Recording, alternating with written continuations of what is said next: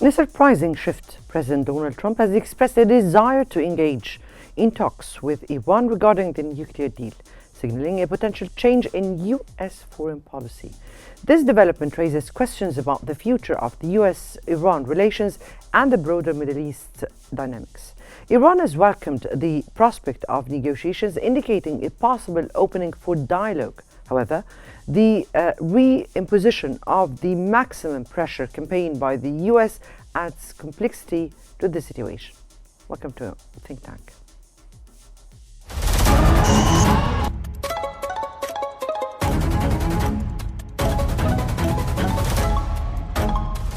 Our world is becoming unhinged.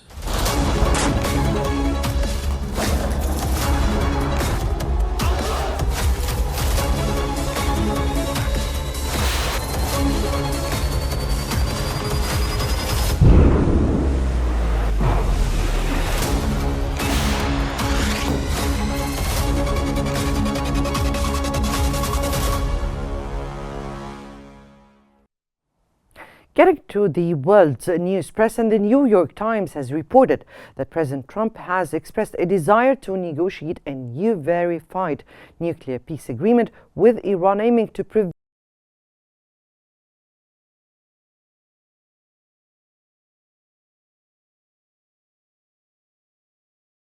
Despite his call for diplomacy, Trump has also reimposed the maximum pressure strategy, threatening severe sanctions on Iran. The Iranian government responded negatively, claiming it does not seek nuclear weapon and rejecting U.S. sanctions. Trump's new approach reflects changing dynamics, particularly after recent setbacks for Iran's regional allies, which give the U.S. potential leverage in negotiations. As for The Guardian has reported that President Trump has expressed his desire for a verified nuclear peace agreement with Iran, signaling a willingness to negotiate a new deal to replace the 2015 nuclear accord. He emphasized the importance of preventing Iran from obtaining nuclear weapons, adding that talks should begin immediately. Despite Trump's calls for diplomacy, tensions remain, with Iran's foreign minister rejecting the maximum pressure strategy and reaffirming Iran's commitment to nuclear non-proliferation treaty. Internal division in Iran are evident, as some factions oppose engaging with the U.S., fearing that it won't lead to sanctions relief. The U.S. continues to exert economic pressure on Iran, but questions persist about the specifics of any potential agreement. European countries are also involved in ongoing negotiations, pushing for a new deal by September. In a dramatic shift from his previous maximum pressure campaign, Donald Trump signals openness to negotiation with Iran, raising questions about the future of the nuclear deal and global diplomacy.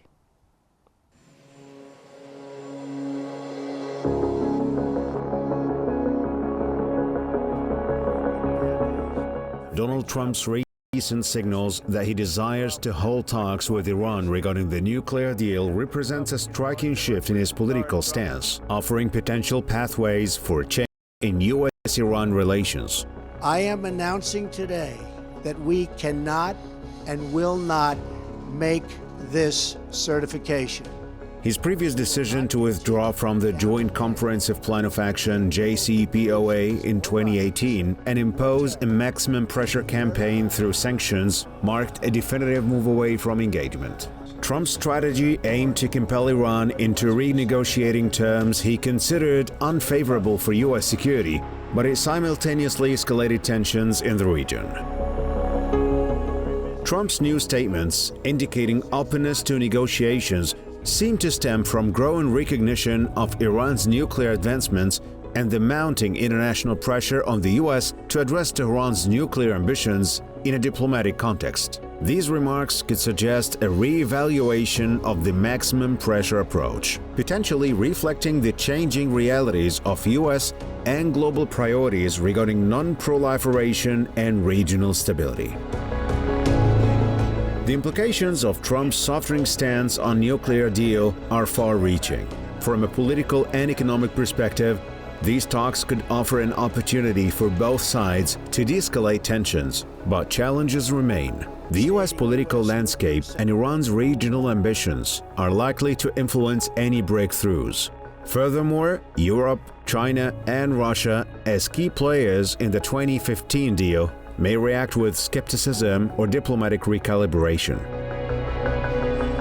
If Trump moves forward with serious discussions, it could shape not only US-Iran relations, but also global geopolitical dynamics, impacting oil markets, security alignments, and the future of nuclear non-proliferation. The world waits to see whether this represents a genuine shift in US foreign policy or a temporary rhetorical opening. And to analyze the recent developments concerning Donald Trump's indications and his desire to hold talks with Iran on the nuclear deal, we're joined by Dr. Ashraf Singer from Cairo, an international relations expert, and Dr. Mohammed Osman, an international relations specialist. Good afternoon to you both, gentlemen, and welcome to Qnews. Let me start with you, Dr. Singer. Now, what do you think are the real reasons behind Trump's sudden willingness to hold talks with Iran on the nuclear deal? President Trump is just reflecting his legacy since the first term, to keep the pressure on Iran. One of his policy, he he does reflect the old model by Biden. So, and the European country dealing with Iran, he didn't really like this deal. So basically, what Trump aims from his pressure to stop, any developing of Iran nuclear arsenal. He doesn't believe Iran, stopped from developing its arsenal nuclear in terms of diversity of the weapons, and he believes that Iran create a chaos in the region, and in terms of the nuclear arms race. This is why Trump needs to really stop Iran. He believes Iran is a major threat to the U.S. interest and the U.S. allies in the Middle East. This is include, of course, Israel, number one. Second, Trump is controlled by the back of the lobby, the Israeli lobby in America, either Netanyahu or the Israel lobby. Both of them, they need Trump to use what really he can really offer by America power as a dominant power in the region, global, to stop Iran and even launching war against Iran to take out of all that facilities. But one of the major problems in Iran, the geography, where some of the sites of the nuclear weapons or nuclear development inside the mountain, and it's deep in this mountain. So basically, number of these jets and even the advanced jets cannot really get these targeted carefully, or getting that nuclear facilities by all means that Trump can really use. So the best option for both of the Iran and the U.S. Go to negotiation, try to understand their interests. Iran, of course, pretty scared. Uh, some people claim that is Iran really developed it is nuclear facilities just to create that balance of power, So that will increase the cost of conflict. So basically, this is one of the major reasons that Iran does need to develop its nuclear facilities. Uh, Dr. Osman, let me here ask you. Now, this is a kind of double action that we are seeing here, from the maximum pressures of putting sanctions, the maximum sanctions, to negotiating a new pact. Now, what's your take on that, and how significant or how would Iran respond to Trump's proposal for such talks? Thank you for having me, Mona. Thank you so much. And greetings to you and to your honorable guest. First of all, we need to clarify that the Iranian nuclear program has been a subject of intense debate and discussion and focus and concern for the United States, that has transcended party lines, and that was at the center stage of the foreign policy of each U.S. administration since the Bush administration in the early 2000s. And the approaches to dealing with the Iranian nuclear program have varied, from imposing maximum sanctions during the Bush years, for example, to diplomatic engagement, like in the Obama years, where they reached the so-called Iran nuclear deal, which was also under the auspices of Germany, France, the United Kingdom, Russia, and China. And afterwards, with Trump, the idea of maximum sanctions and pressure, and even taking military action, as with the assassination of Qasem Soleimani, in terms of trying to contain Iranian regional influence. So now, and during the Biden administration, due to the geopolitical complications dictated by the war in Ukraine and the war in Gaza, they were not able to deal with the Iranian nuclear program or resume any serious negotiations regarding that. Now, with Trump back in office, he seems to be applying a new policy. He seeks to apply maximum pressure, and he did that before during his first term in office. He pulled out of the Iran nuclear deal, imposed crippling sanctions on Iran. However, he provided the stick, never provided the carrot. Right now, he is reinstating back those massive sanctions, and of course, with the recent exchanges between Iran and Israel on the ground, in the background, and of course, with Israel's immense pressure on the Trump administration to take action against the Iranian nuclear program, since reportedly they are about to develop a nuclear weapon, at least according to U.S. and Israeli sources. However, he's also proposing the carrot, saying that, yes, we are proposing maximum pressure. However, we do not wish to take military action against you, and we are ready for talks. This is certainly a new approach by Trump to the Iranian issue. In his last post on his own social media platform, Truth Social, it was quite baffling that when he said that the idea of an imminent Israeli or a U.S. military strike on Iran is exaggerated, and said that he is interested in a peace, nuclear peace agreement, he called it, that will fulfill everyone's interest. However, what does that nuclear deal look like? Nobody knows, especially that we had a nuclear deal in place that was satisfying for Iran and was satisfying for the United States. However, it was not satisfying for Israel, and of course now the Trump administration. So we would like to see what Trump's proposal looks like. And the ball is not in Iran's court, it is in the US administration's court. Trump needs to propose his own vision to resolving the Iranian nuclear issue. And if he's actually serious about it, he can propose something meaningful that might lead to an actual deal that might end this long-standing crisis. We'll get back to motives what could be the motives, but let me get to Dr. Singer. And Dr. Singer, can Trump's shift towards diplomacy signals change in the U.S. approach towards Iran, or is it a temporary strategy from your point of view? I believe Trump will stay as a permanent strategy to deal with Iran. One of his decisions when he did decide, to withdraw from the JCPOA, what we call it, the Joint Comprehensive Plan of Action.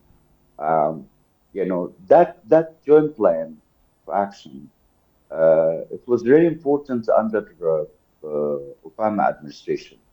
If you remember, 6 countries, major power in the international system, US, UK, France, Russia, China, and Germany. All of these guys, we did decide to open negotiation with Iran, try to give Iran some what do you call it, public goods, in terms of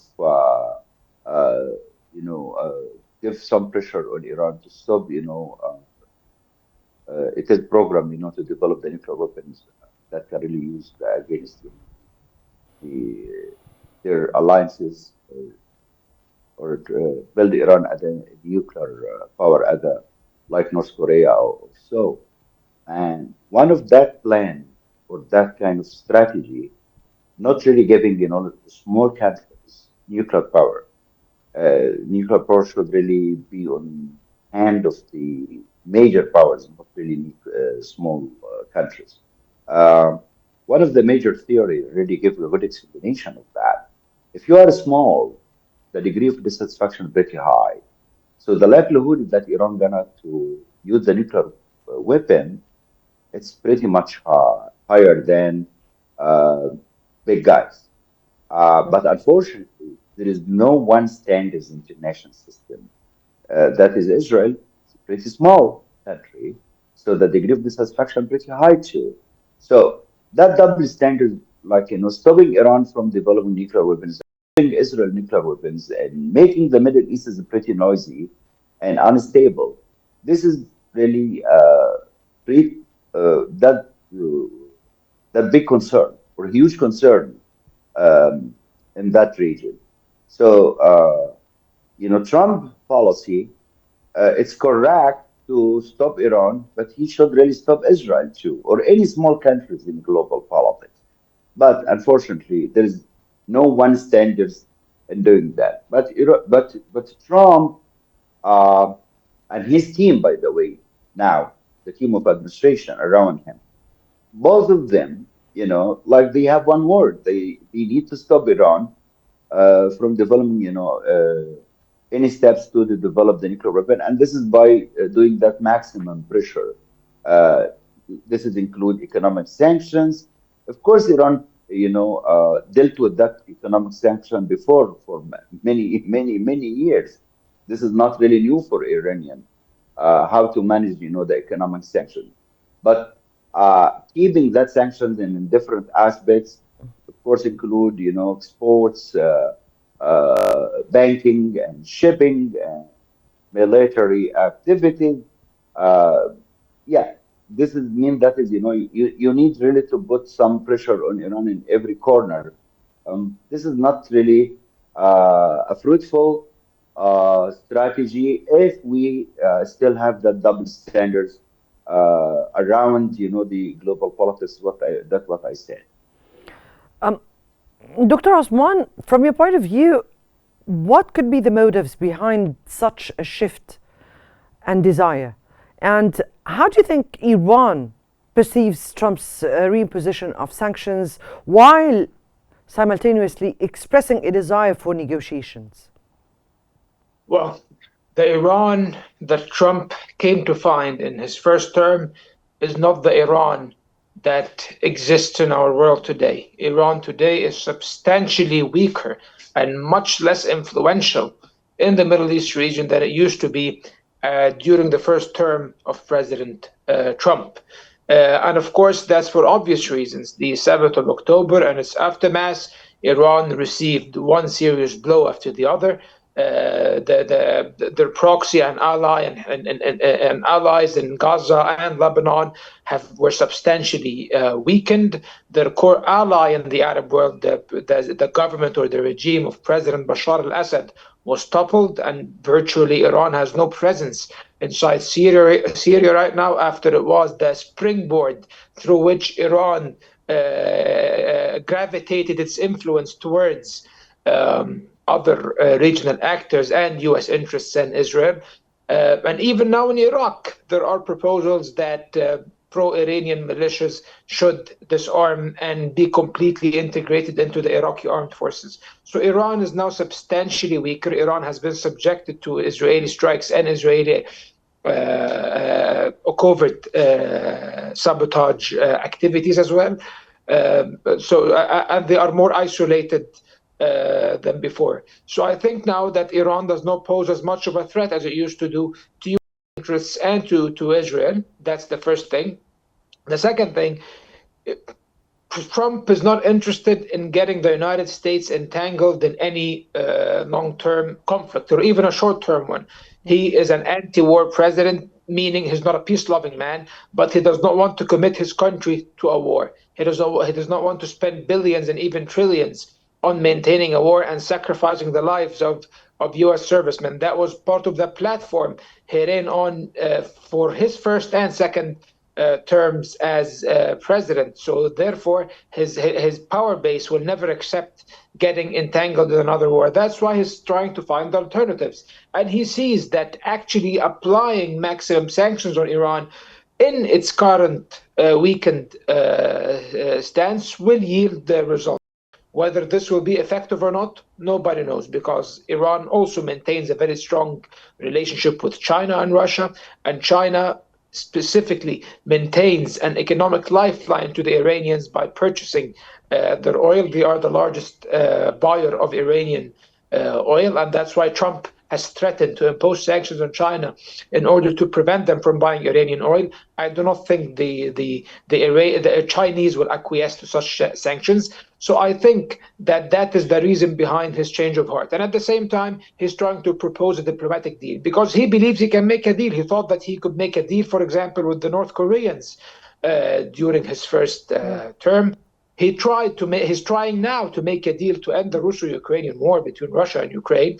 Not clear whether he will succeed in that. And even here in the Middle East, he's trying to make a farcical deal to end the Gaza war, of course, which will never be accepted by the Arab states. However, that's a bit off topic. However, it shows you what kind of person Trump is. He thinks that he is a deal broker. I mean, he can broker many deals, and that he is not the typical politician who would engage in prolonged conflicts or any strenuous, complicated forms of diplomacy.